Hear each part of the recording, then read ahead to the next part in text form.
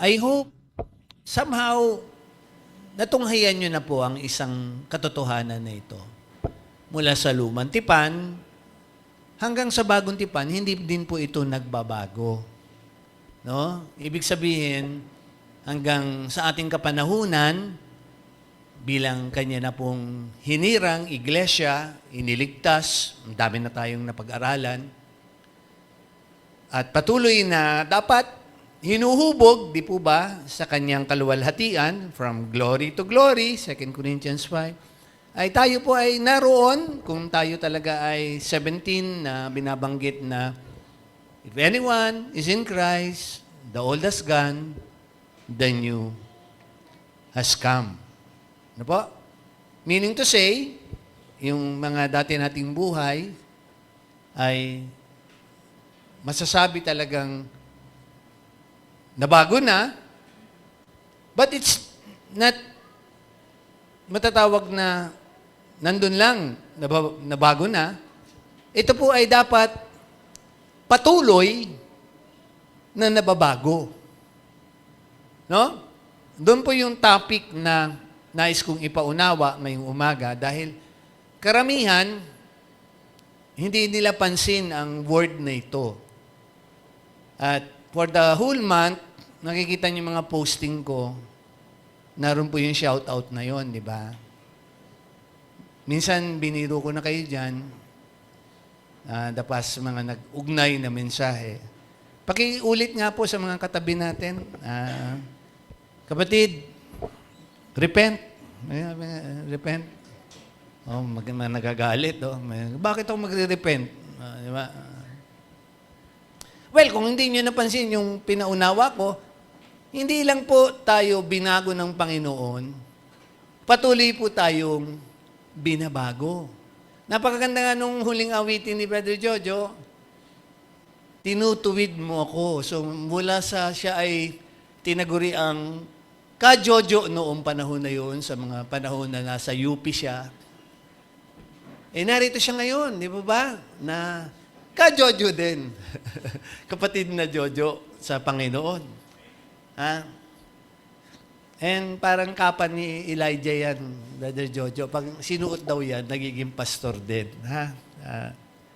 No, yun yung patuloy na pagbabagong nais ko pong ipamanhik sa ating lahat.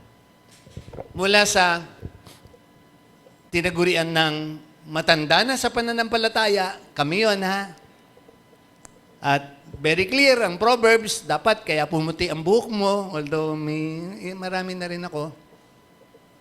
At hindi dapat itago, kasi yung iba tinatago nagpapatina pa. Dapat nakita na yan yung puti-puti na yan, dapat makita na. Although yung iba, tinatanggal-tanggalan din ako ni Sister Michelle, kasi sabi ko, literally naman, maitim pa ang buhok ko. So, hindi pa yung fake. Ngayon kasi, marami nang ginagawa. Nagkukulay. Kung ano-anong mga ginagawang bagay na mamaya itutuon ko yon sa isang katotohanan. Bakit andun yung puso ni Pastor, lalo na sa huling linggo na ito, part ng ating anointing mamaya, we will acknowledge the empowerment of the Holy Ghost sa amin pong pananampalataya. Lagi po namin yung pinapaalala sa aming mga kapatiran. Kasi yun po ang gauge namin. Sabi ng Galatians 5, doon namin natitignan ang bunga namin sa pananampalataya. No po? Wala pang hapong perfect na Christian. Kaya kayo po kung sakaling nanonood sa amin, ay wala po. Kami po yung nagde-declare din dito na wala pang perfect. But as I have said kanina po, we can be po the best sa isang buhay, lalo na po kung talagang natunghayan nyo na ang katotohanan ng kaligtasan ng Panginoon. I'm speaking posible dun sa mga nakakapanood, but literally, kahit sa mga kapatid natin ngayong umaga, as I speak, I pray, nauunawaan niyo po ako, ha? I'm trying my very best na mag-shotgun message. Pang matandang pananampalataya, pang baguhan, Sister Mercy, ha? Ano yung dinidiin ko ngayong umaga? Patuloy po tayong binabago ng Panginoon from glory to glory hanggang sa Kanyang kaluwalhatian. So, literally po, wala namang parang maghusga sa atin. Oy, ikaw, sa pananampalataya, kindergarten ka pa lang. Oy, ako, masteral na ako sa pananampalataya. Wala pong ganun. Ha? Matagal ko na rin na-mensahe yun. Our God is not an impartial or partial God. Hindi siya pumapanig sa anong aspeto. Isa lang ang katotohanan ng kanyang pinapanigan. Lagi ang kanyang kabanalan. Siyempre, balik lang po ako sa isang katotohanan na ang tao po ay may kanya-kanyang naging kaalaman nang siya ay magkaisip. Kaya sila ay hinuhubog mula sa pagka-baby. May tiniterm na wini-win sila. Di ba? Kahit sa Bible, pinapadede, etc. Tinatry mapalaki sa tamang paraan. And mabuti nandyan si Ate Epin ko. Ate Epin, na-miss ka namin eh. Pwede bang masabing, yan ba buhok mo ngayon talagang puti, ano yan, black yan? O pinatina mo na rin yan? Hindi. O black talaga, o original. Okay. Hindi yan fake ha? O sige. So, pwedeng sabihin, hindi ka pa tumatanda. Kasi wala ka pang puti eh. Hindi pa? O sige.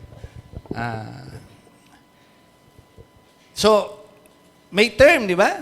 Ang sakit nun pag sinabihan kang matanda ka na, wala kang kinatandaan. So, pwede yon sa isang normal na individual. Alam niyo ngayong umaga, kasama si Pastor sa mensaheng ito. Patuloy kami sa pamilya ko na binabago ng Panginoon. Sa mga kaparaanan niya, sa mga katotohanan niya. Although, paulit-ulit si Pastor doon, hindi namimilit ang Panginoon. Although, later times, parang lagi ko nang binabanggit na ilustrasyon dati, katulad ng mga bata, pag tinatawag sila, di ba, ng mga magulang nila, kalika. Baka nasa isip ng bata, naku, tinawag na naman ako ni nanay, pabibili na naman ako ng suka sa tindahan. Diba? Baka yun ang nasa isip, kung sakaling nauutusan man. Hanggang tinitrain, di ba? Bili ka nga ng ganito, natitrain. Lahat yan, hanggang sa loob ng bahay, pagwawalis, nakakatuwa nga. Mamaya, illustrate ko yung aming apo, na makaranas kami ng, hindi lang sa 2 anak, na mga pangyayari, but ngayon, meron kaming karanasan patungkol sa apo, paano magpalaki ng apo. At hindi, alam po ninyo ito sa kabuuan ng mga kapatiran. We're praying, we're committing ourselves sa kakayanan namin ni Sister Michelle, ng mga tita niya at mama niya. We're doing our best, mapalalaki namin si Aya sa dapat na, yun nga, patutunguhan, sabi nga ni Brother Jojo. Sama na ng mga pangako ng Panginoon po sa atin. So, I'm speaking yung development, no, ng pagbabago sa ating mga buhay. And yung call na yun, ever since nandun yun, nang magkasala ang ating mga ninuno, si Eva at Adan, na ipatupad ang matatawag na katotohanan na yon. In Genesis 6:6, the very first word na mababanggit, ang word na repent. Okay? Tinignan ng Diyos ang mga pangyayari sa kanyang nilikha. It was good. Pero dahil nalinlang sila, no, ni Satan, very clear na ang tao ay likas din na naging makasalanan. So alam ng Diyos, sa kanyang matatawag nating omniscience, katalinuhan, kaalaman, etc. Sa kanyang omnipotence, sa kanyang kapangyarihan, kakayahan, at syempre, sa matatawag natin sa kanyang omnipresence, yung kanyang presensya, no? Na dapat sa kanyang mga nilikha, nandun yung isang katotohanan na yon. So, yung emotion ng Genesis 6:6, hindi siya nagrepent ang Diyos na nilikha niya tayo. Sila Eva at Adan. Hindi. Hindi yun yung idea doon. Kasi yung iba baka sabihin, ang Diyos ay nandoon. Ina-acknowledge na nagkamali siya.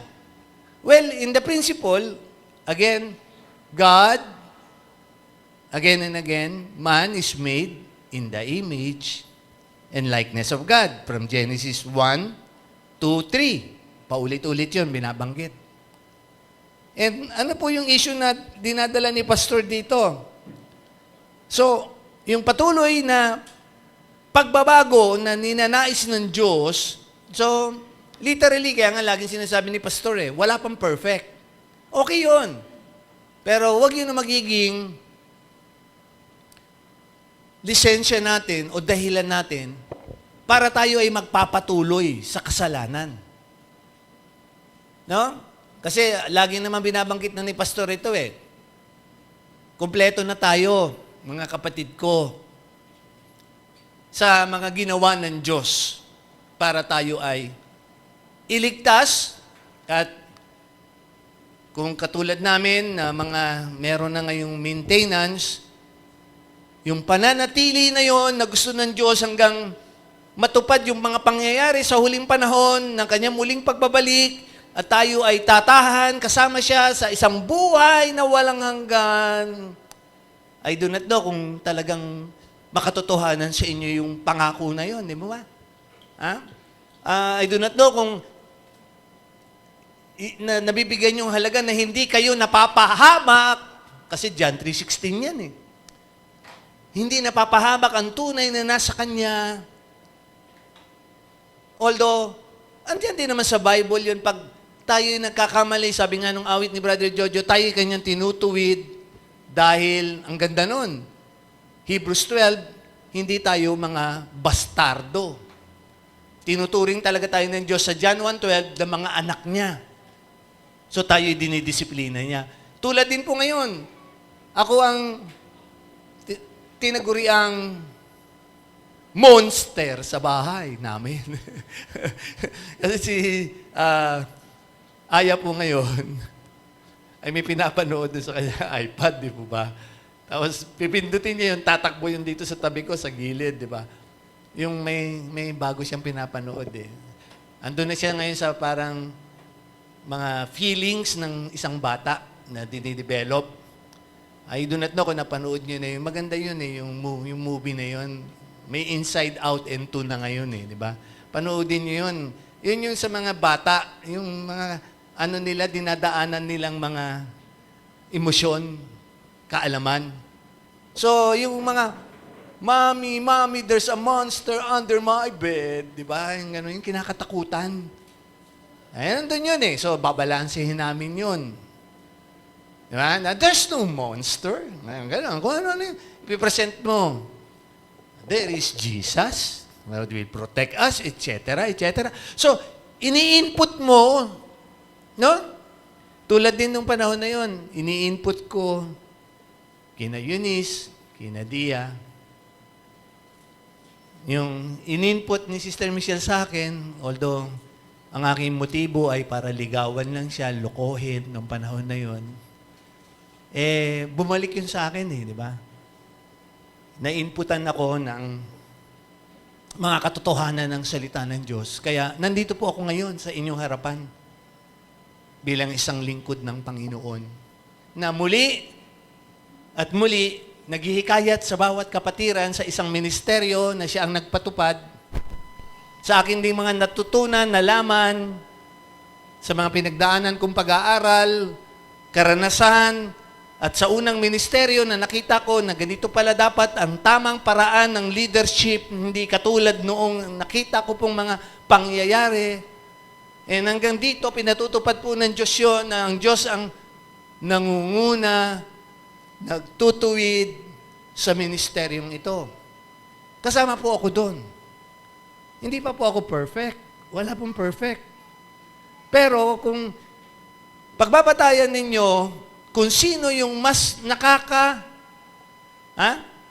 tupad ng mga nararapat na kalooban ng Diyos sa Bible, yung sa kanyang edad, kung makikita niyo na po ba yun, di ba? Kaya nga, masakit yun pag nasabihan ka, matanda ka na, wala kang kinatandaan. Masakit yun. No? Literal na kultura natin yun sa Pilipino.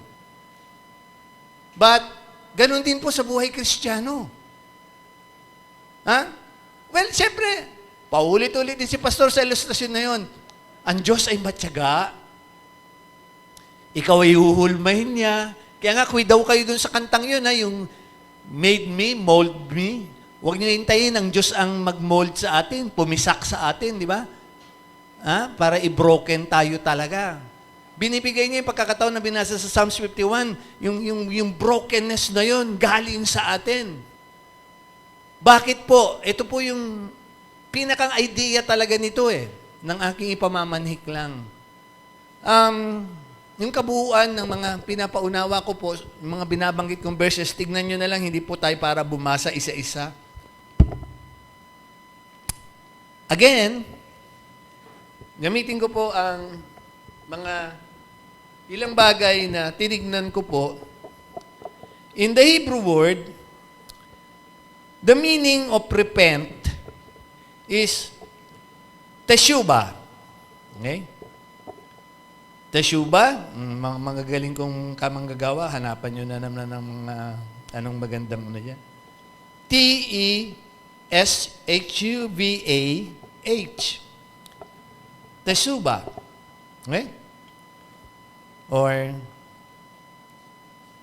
pwedeng sabihin, mamaya na lang hahanap ng si Pastor.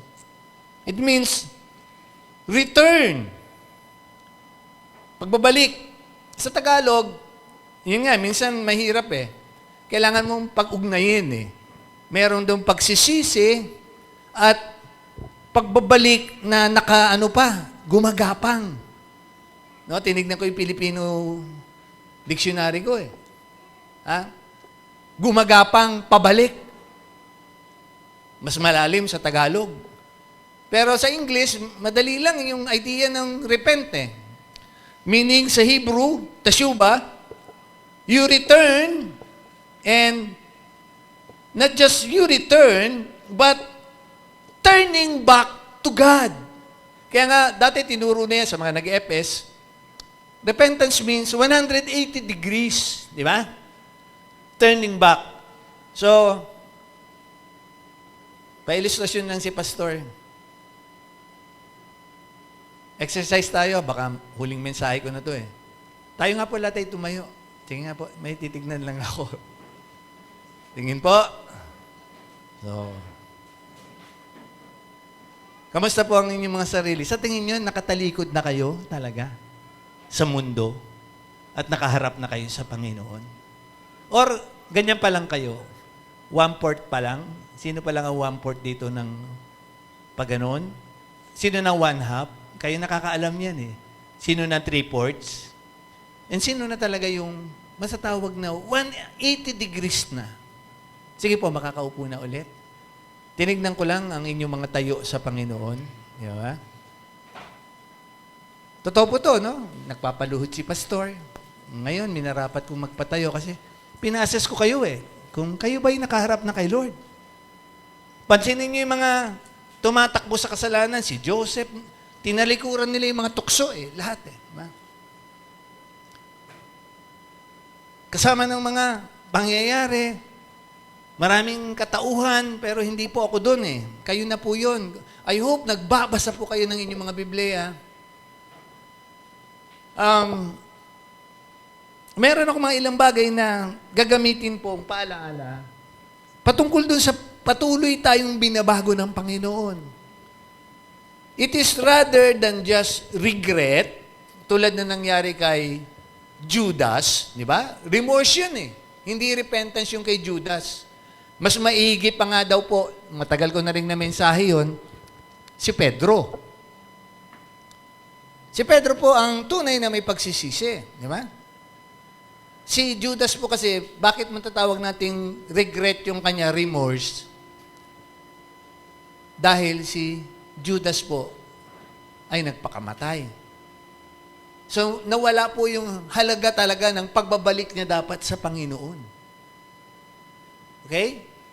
Alam niyo po ba yun, nagbigti siya sa kamatis, tapos napatid yun, nahulog siya sa bangin. Ano po? Nabasa niyo po yun sa Acts. Bakit po kayo nagtatawanan? Pakialam lang po, pakialam. Kasi baka nalilin lang ko kayo, ha? Sige po. Naku, lalo na yung mga malulusog natin dito, delikado. Pag nag-remorse lang kayo, nag-regret lang kayo, nagbigti kayo sa puno ng kamatis. Sigurado, matindi ang lagapak. Diba? And, yun yung malaking kaibahan ng repent and remorse. Ano ba repent, Pastor? Ano talaga repent? Tagalog, nagsisisi, gumagapang pabalik. Alam nyo, the whole month din, napapansin siguro ko ni Sister Michelle eh, lahat ng mga telenovela na yan, mga K-pop na yan, C-pop na yan, yung Chinese drama, tinitignan ko yung mga eksena, di ba? Iisa lang po ang storyline. Isang storyline. Regrets. Sisisi. Bakit ganun ang nagawa ko? Bakit hindi pa ikaw ang napakasalan ko? Bakit hindi ikaw ang naging anak ko? Bakit hindi ikaw ang naging magulang ko? Naging biyanan ko? Yun ang storyline. Di ba? And, may kultura pa. Luluhod. Yan. Kaya nga sa Pilipino, gumagapang pabalik pala eh. Luluhod. Di ba? Kneel down. Ang ganun. Ha?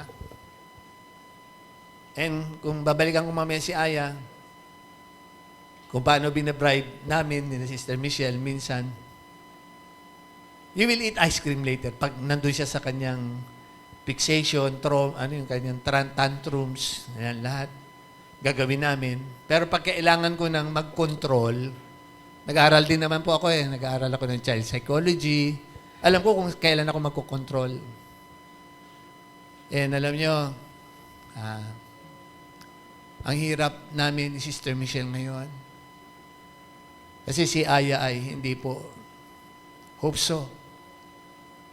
I don't want to declare this, but napapansin na po namin yung development niya. We hope by divine atonement, mawawala po hanggang saan namin siya mapapalaki sa paraan ng Panginoon. Ando na po siya sa age na yung gusto niya. No? Pag hindi, magtatantrums. Ganoon po. And kagulo kami sa bahay talaga. Kailangan ko siyang hawakan. Kasi pag hindi, talagang tumatumbling, talagang hindi na rin kaya ni Sister Michelle. Kaya nga, partly, as your pastor now, alam to ng council, nagpaalam ako, nag-adjust po ako. Para kami circus sa bahay. Diba? Habulan kami, buhatan kami, etc. And I hope hindi dadating yung panahon. Kasi ngayon, isa sa fixation niya, ayaw niya magpaligo. Ayaw niya Taga nagwawala yun, nahahawakan ko yun. Basang-basa na kami ni Sister Michelle. No? Na hindi namin nadaanan yung dati kina Eunice at Dia. You know what I mean siguro this morning? These are the challenges now that we have pampersonal. Kaya nga, kay Lord, sabi nga, Lord, I'm trying my very best. May times, napupuno na rin ako. May times, alam ko yun, Lord. But, I go back. Walang perfect.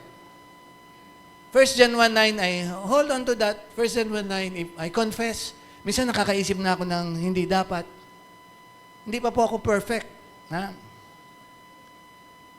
And 1 John 1:9, we confess our sins, He is faithful and just. Yes, Lord, alam ko yun. But, ito po yung buhay na tinatahak namin.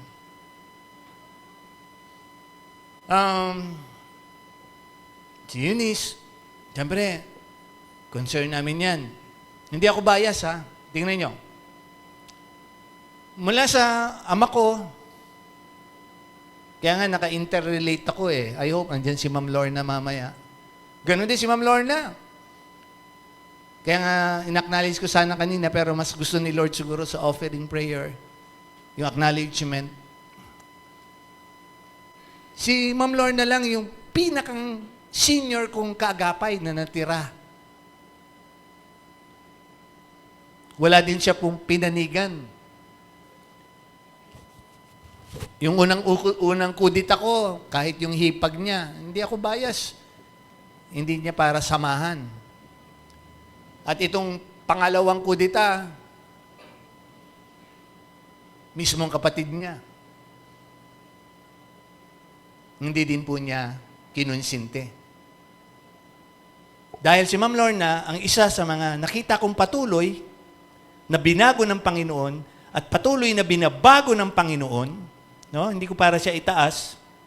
Kaya paki-assess lahat tayo nandito ngayong umaga eh.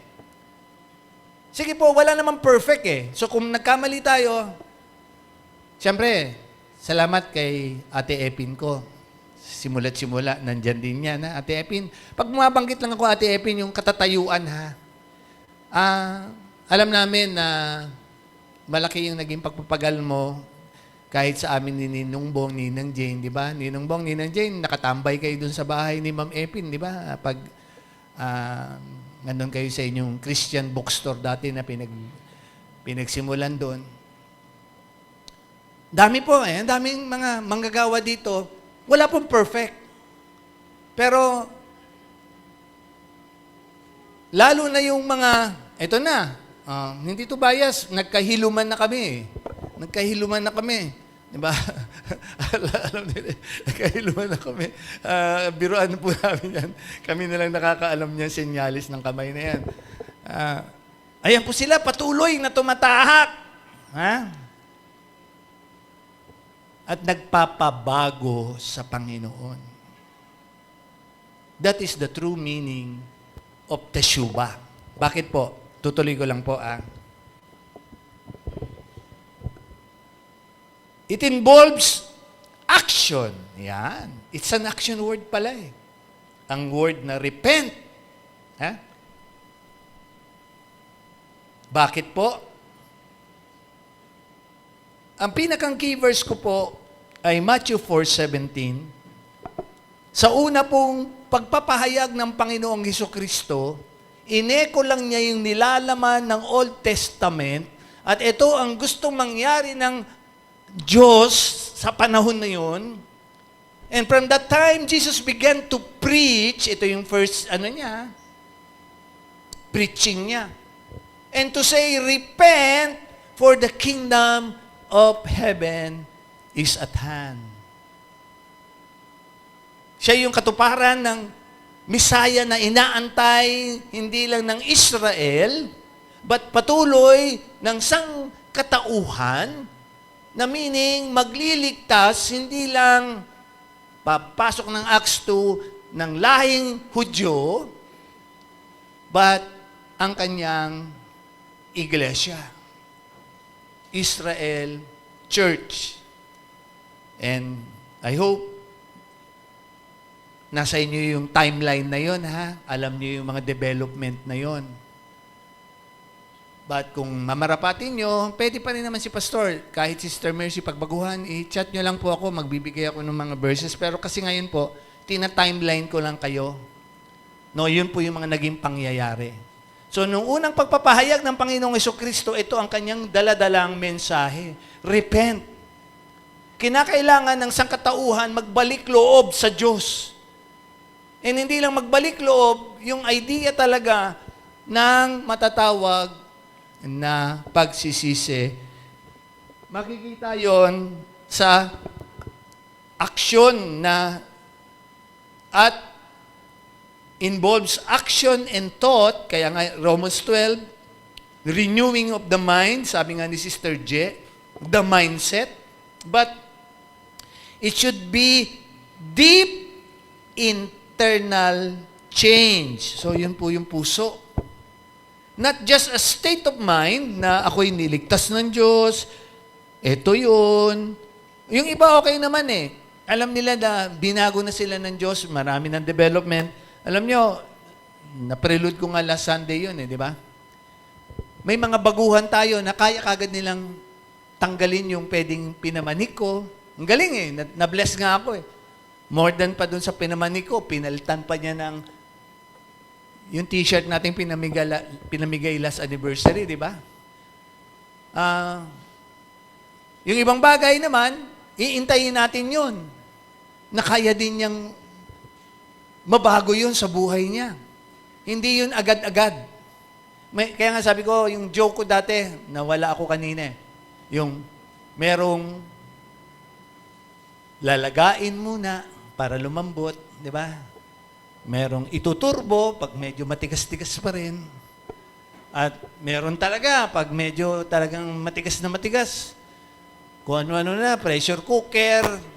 Ang pinakamatindi na dyan siguro yung pugon sa bakery, di ba? Siguro talagang lusaw ka dun eh, di ba? Sa bakery. Pero, ang Diyos yun eh. Hindi yun na ipipilit. Kaya nga ang churches, totoo po yun. I'm sorry kung may nanonood sa akin. Yung iba, talagang pasarap. Kaya nga, andiyan naman yung paalala ng 2 Peter 2:2 eh. Yung itching ears, yung masasarap lang sa tenga, kaya dun sila umaattend. Puro blessing, blessing, blessing, etc., etc., etc. Ganon ang mensahe. No? Ganon ang mensahe nila. Pasarap. Pangungunsinte. O, tingnan yung mga posting ko paalala sa lahat yan. Andiyan po ang mga katotohanan na yan, namimili ako ng mga paalaala. Pakibasa naman po ninyo. Pero pag sakaling ayaw nyo, wala na po akong pananagutan dahil as per our calling, yun po yun. Mula ng panahon ni Jeremiah, huwag kang matakot, ipahayag mo yung dapat. Kay Pablo, wala din kinatakutan si Pablo. Ang pangangaral niya yung katotohanan at takot siya sa Diyos at hindi siya takot sa asawa. Kung saan man. Yan mga basihan yan eh. Makikita nyo ang totoong lingkod ng Panginoon. Diba? Kung totoong nandun ang pagsisisi, ang pagbabago na tinatahak. Now, I for one, I can stand here. Dami namin dinaanan ni Sister Michelle. Mga saksi ko yan. Sila Ate Epin. Lalo na si Ma'am Lorna. Alam niya yung pinakamatindi namin bakbakan dati dahil sa mga biyanan ko eh. Hindi yan para ikahiya. Alam ni Sister Michelle yan. Diba?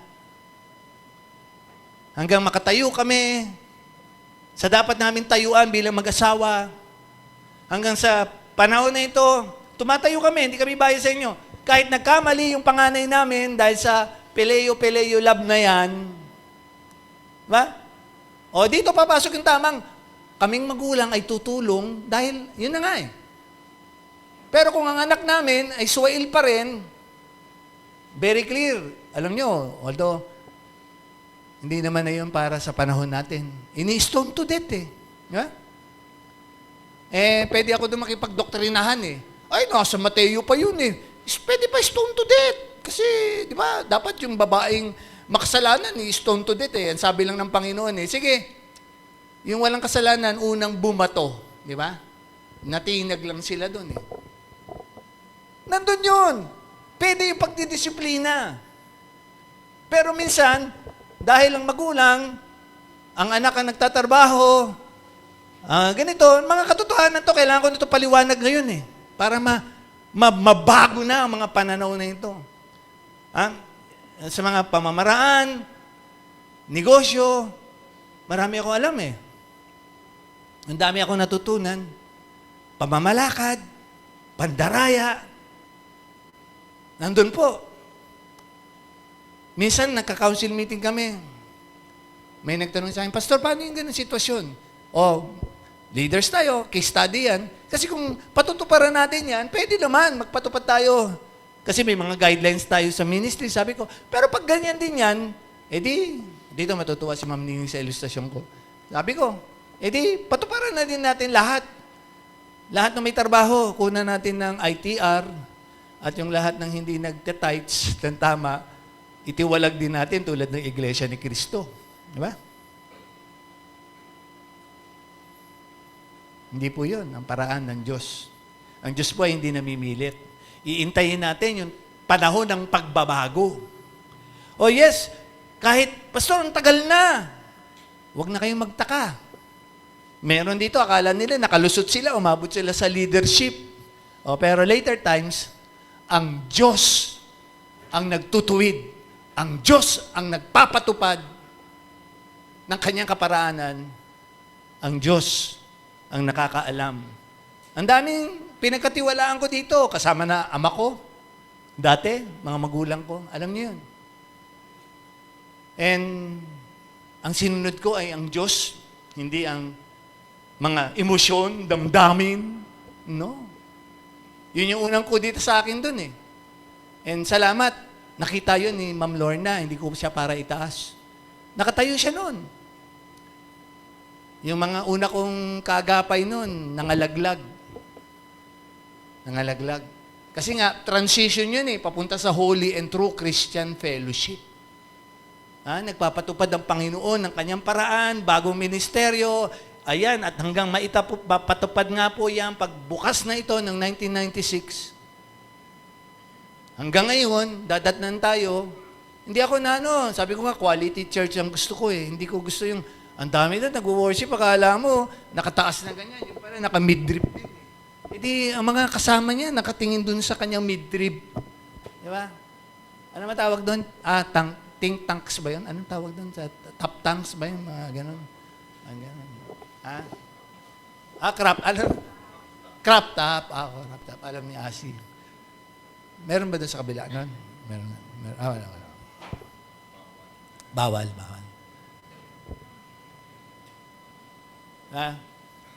Pag tingin mo sa likuran niya, may tattoo. Di ba? Yung sa mga social na churches, may tattoo. Nakataas yun. May tattoo dito, di ba? Romans 12 lang po yan. Napakasimple niyan eh. Kung nababago tayo nung nasa Bible, hindi naman yun para ipag-utos namin para mabago kayo eh. Tayo po yun. Kasama kami doon. No? Totoo po yun eh. Yun lang sa physical natin. Alam niyo, may malaki tayong pananagutan. We are the temple of the Holy Ghost. Pero still, sarap po. Anong ulam natin mamaya, mga ma'am? Anong nilutaan? Wala tayong ulam mamaya. Delivery. Yung may cholesterol, may mga kung ano na, kainin natin. Masarap yun eh. Dadating na si Lord. Kain na tayo, pastor, ng masasarap. Kain tayo mga maalat, matatamis, lahat. Kainin na natin. Yung bawal. Sabi nila, yung bawal daw, masarap eh. Di ba?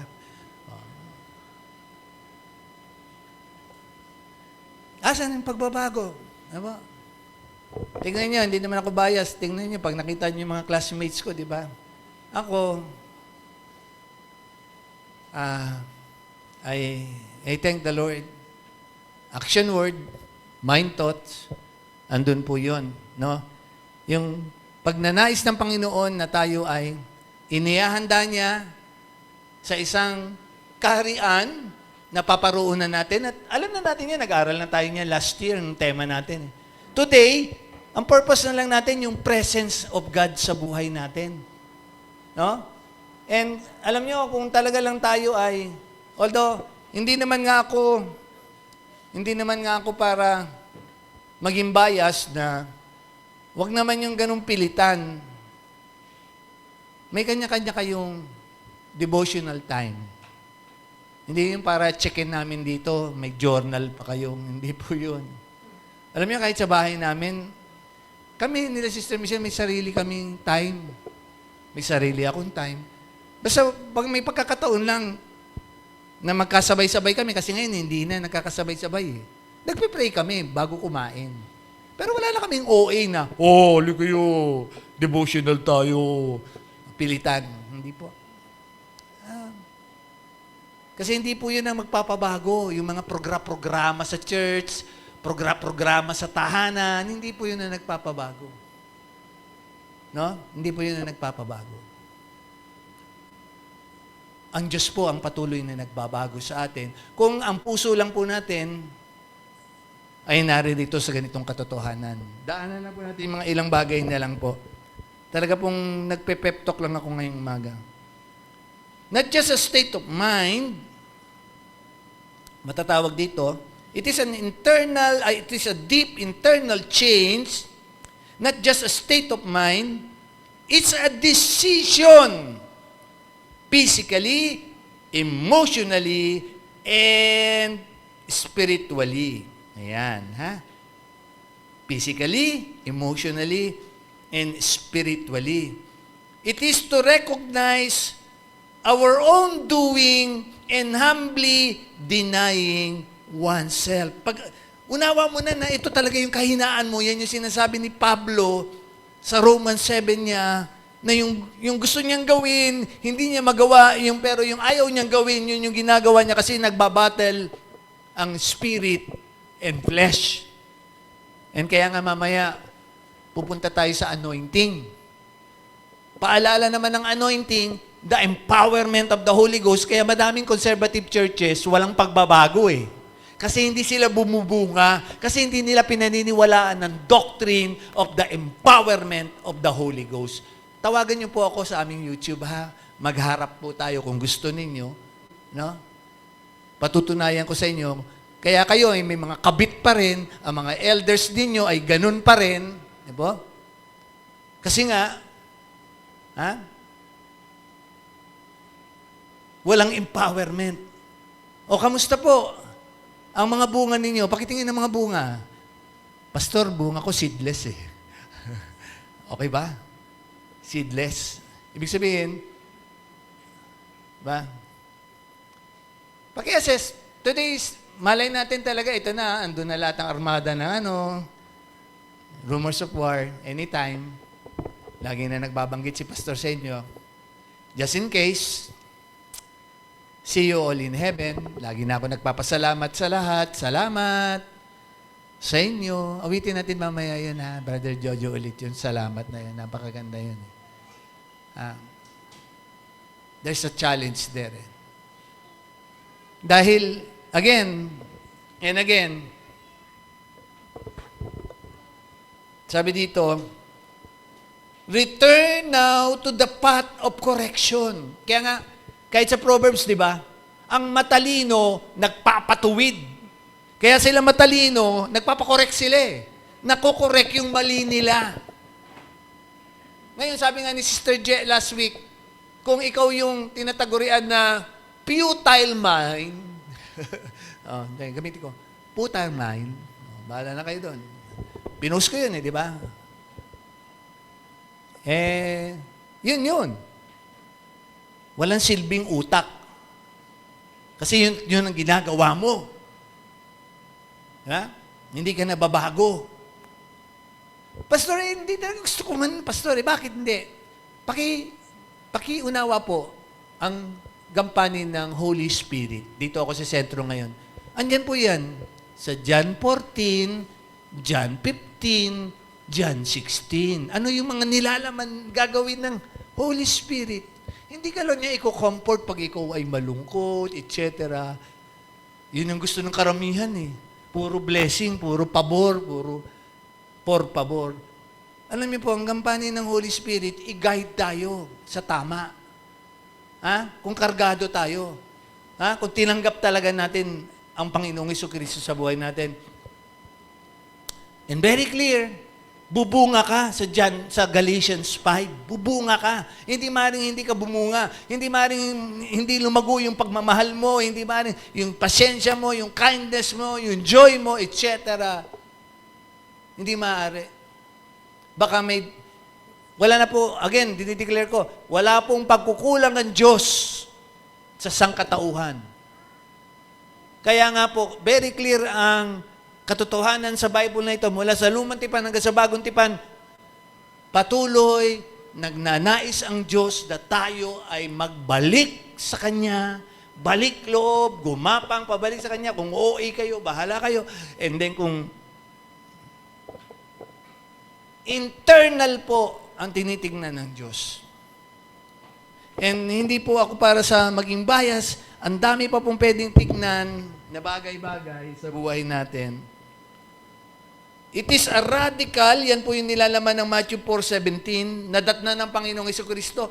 Ito ang kalalagayan ng kanyang mga unang hinirang ang bansang Israel. Babalik siya sa pangalawang pagkakataon. Ano ba ang kanyang dadatnan? Di ba? Andyan din yan, binabanggit yan. Will I find, yun nga, sa Matthew, relatively mamaya, a radical, urgent, and necessary inward change of heart and mind toward God. Totoo po yun. And sabi sa katabi, the greatest miracle is what? What is the greatest miracle? Lagi ko na binabanggit yun. What is the greatest miracle? Pag sinabi kasi po miracle, akala ng tao, himala ng Diyos, pinagaling, pinalakad, binuhay mula mamatay, gano'n.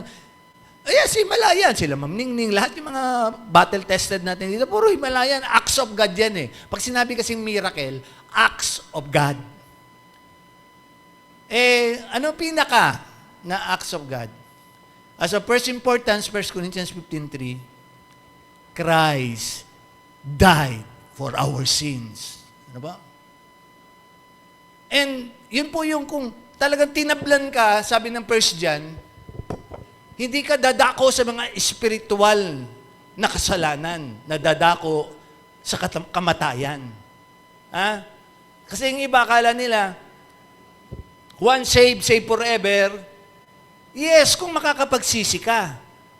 Ha? Kung makakatawag ka sa pangalan ng Panginoon bago ka malagutan ng hininga. Okay yon. Mabait naman si Lord talaga, mapagmahal siya. Hindi natin naalisin yung kanyang attributes na yon ng mercy. Pag tumawag sa kanya, anyone who calls on the name of the Lord will be saved, etc., etc. Okay po yun. Pero tandaan din po natin, sabi ng Hebrews 10, ha? It is a dreadful thing to fall unto the hand of the living God. Okay? And kung willful sin yung ginagawa natin, paulit-ulit, lalo na kung mga matitindihan na kasalanan, kaya nga, sorry ako, sa tagal ko pong pagpapastor, dami kong inilagaan, dami kong naging kasiyahan, dami ko rin naging kalukutan. Yung mga katotohanan na ito, I'm sharing it today kasi malay ko, the times are there na, the signs, hindi na natin alam po ang mga susunod na development. Ang alam lang natin, muling babalik ang Panginoon sa ulap para tayo pong tunay na nananalig sa Kanya. Ay madatnan niya doon sa hangarin niya. Walang perfect, pero hinahangad ni Lord, patuloy tayong mababago sa Kanyang kalooban, step by step, hindi pilitan. Diba? That is the true meaning of repentance. Kasi yung iba, iyak-iyak lang, yung iba, luhod-luhod lang.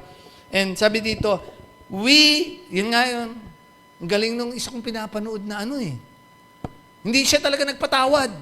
Pero hindi naman siya ibang issue yung binanggit nung dating kardinal eh. Sabi nung dating kardinal, kung ang Diyos nagpapatawad, ako hindi ko mapapatawad.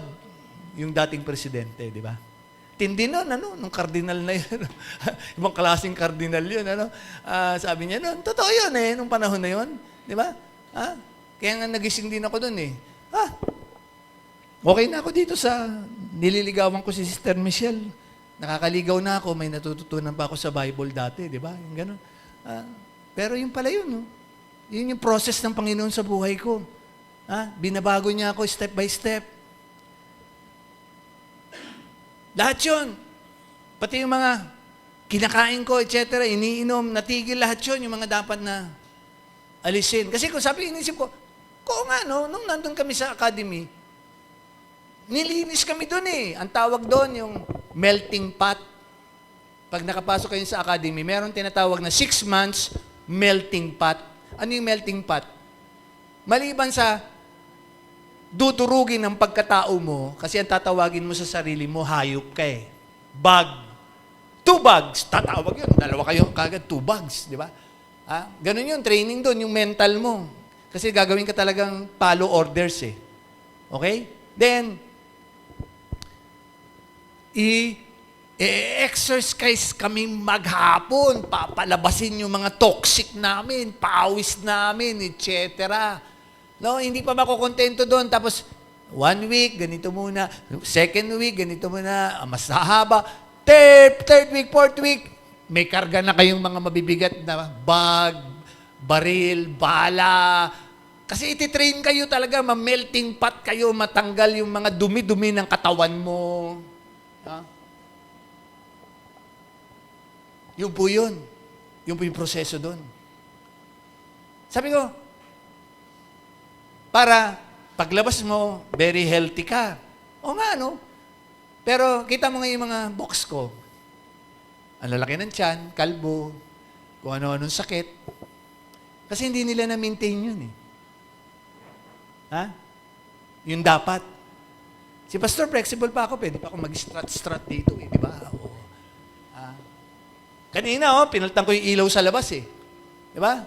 Tanong sa akin ni Pastor, kaya mo pa? Oo naman. Tarzan ako eh. Di ba? Napalitan ko yung ilaw doon. Alam ni Ben Jo yan, di ba, Jo? Hanggang ngayon, maintain ko naman yun eh. Maintain ko yung 20 times a day ko na push up, bending, etc. Flexible pa po ako. Hindi po ako yung... Kaya nga pag tinitingnan yung senior card ko eh. Tinitingnan ako, pinagdududahan ako eh. Diba? Sabi ko, hindi naman po lahat ng senior ay yung uugod-ugod na. Diba? Bata pa po naman ako. Pagbabago.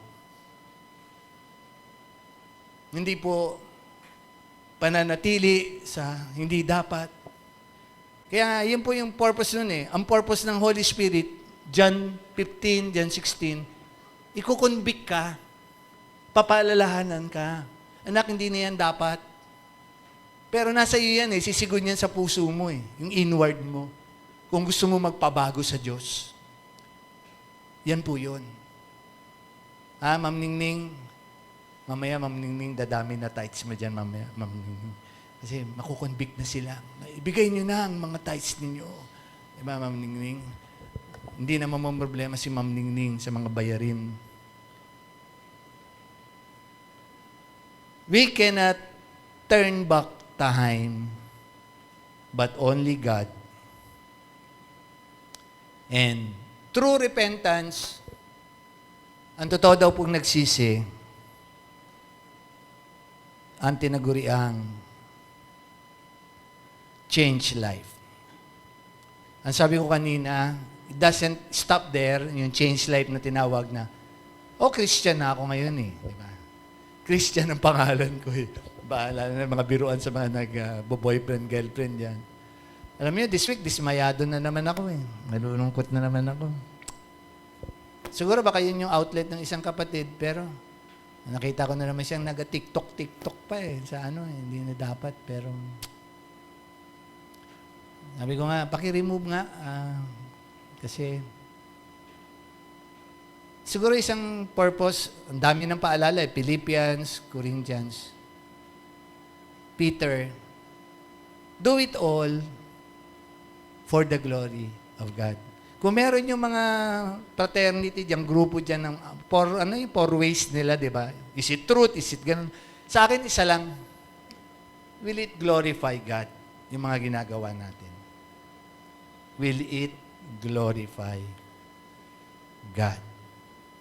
Kasi yun po ang gusto niya, makita niya tayong patuloy niya tayong binabago, hindi pilitan, pero dahil, ano sabi ng 1 John 4? Kung mahal niyo ang Diyos, hindi mahirap, it is not a burden to what?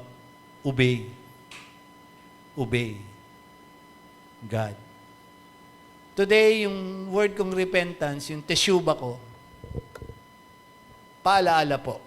Kasi, pansinin ninyo, I do not know, baka na-time na, tinatanong ko sa sarili ko the other day, Lord, am I qualified magpahayag ng mensaheng ito?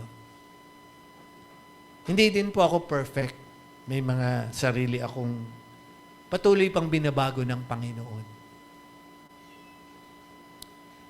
Pero, the likes nila Jeremiah, the likes ni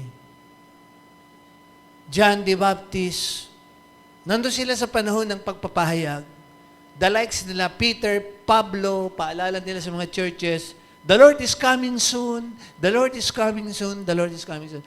Sa puso ko, ano Lord ang magandang ipamanhik sa mga kapatiran bago pa mangyari ang lahat? Teshuba po. Teshuba. Dahil sabi po dito, pahabol lang, habol mo nga itong Luke 13:3. Luke 38, para. Tama pala, 33. Ano yung mata ko eh. Sige lang. Isa-isang mo. Sundan mo lang ako.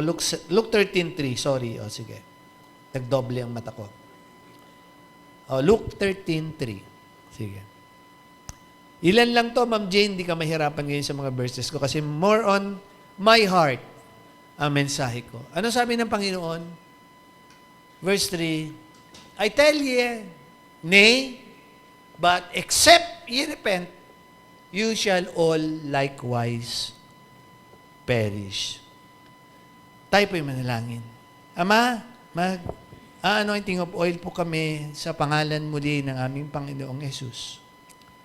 Kasama po ako sa mensahe, Lord. Alam niyo kung paano niyo ako dinidil, paano niyo ako, Lord, hinuhubog, binabago pa.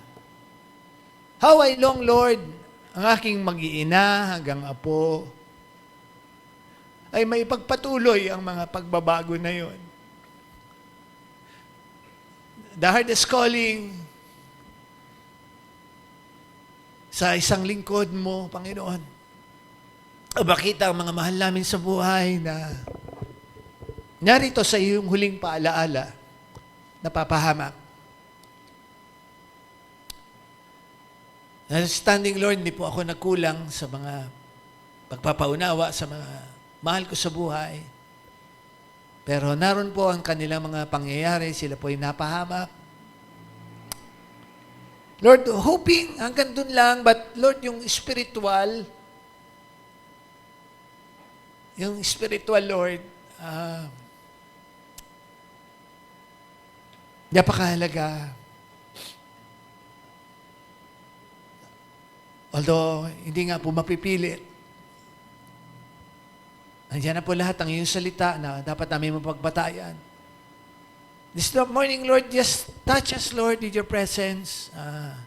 As we anoint each and every one, Lord,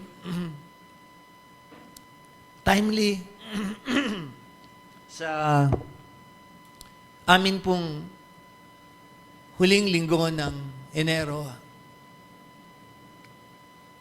February, Lord, kayong nakakaalam kung nandun pa ang inyong paraan sa buhay namin. So, Lord, hanggang may oras po,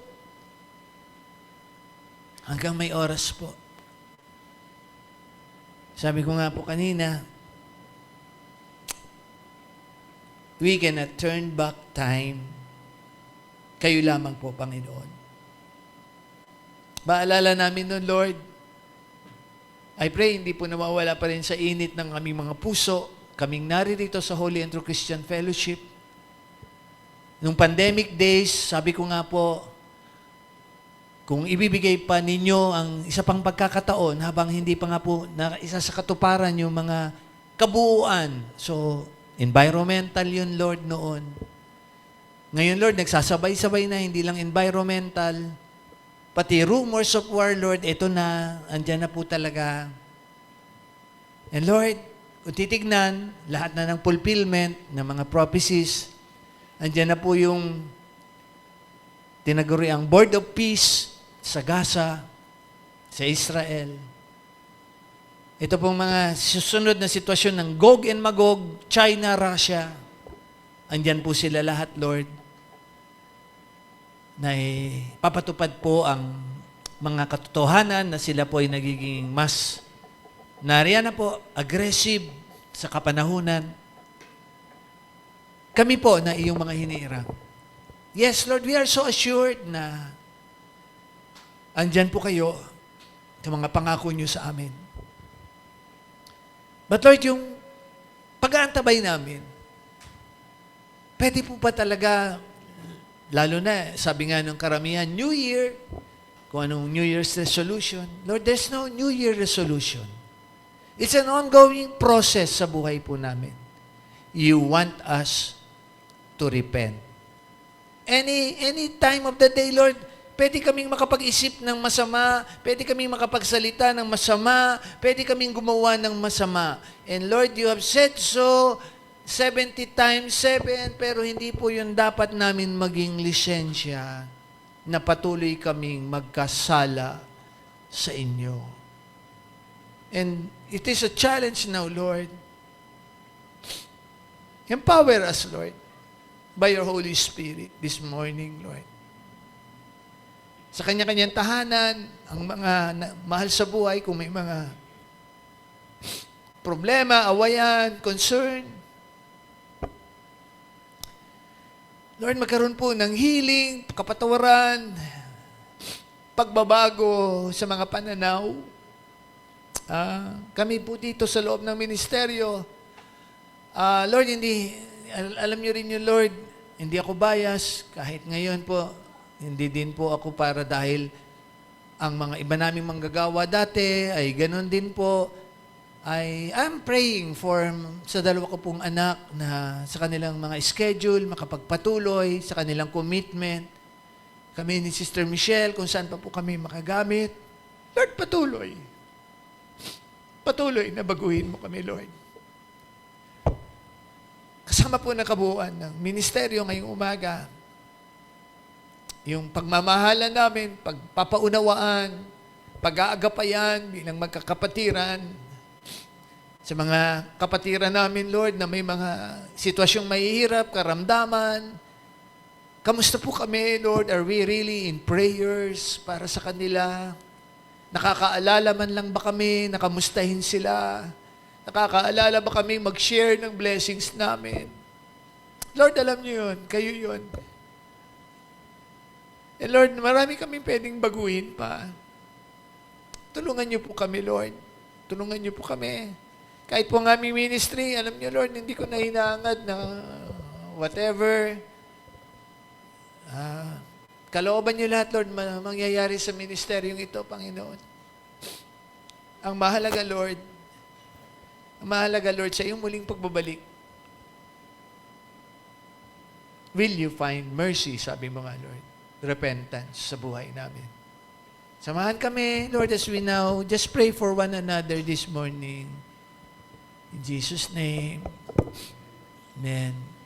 Worship team tayo sa inyong anointing of oil. Praise.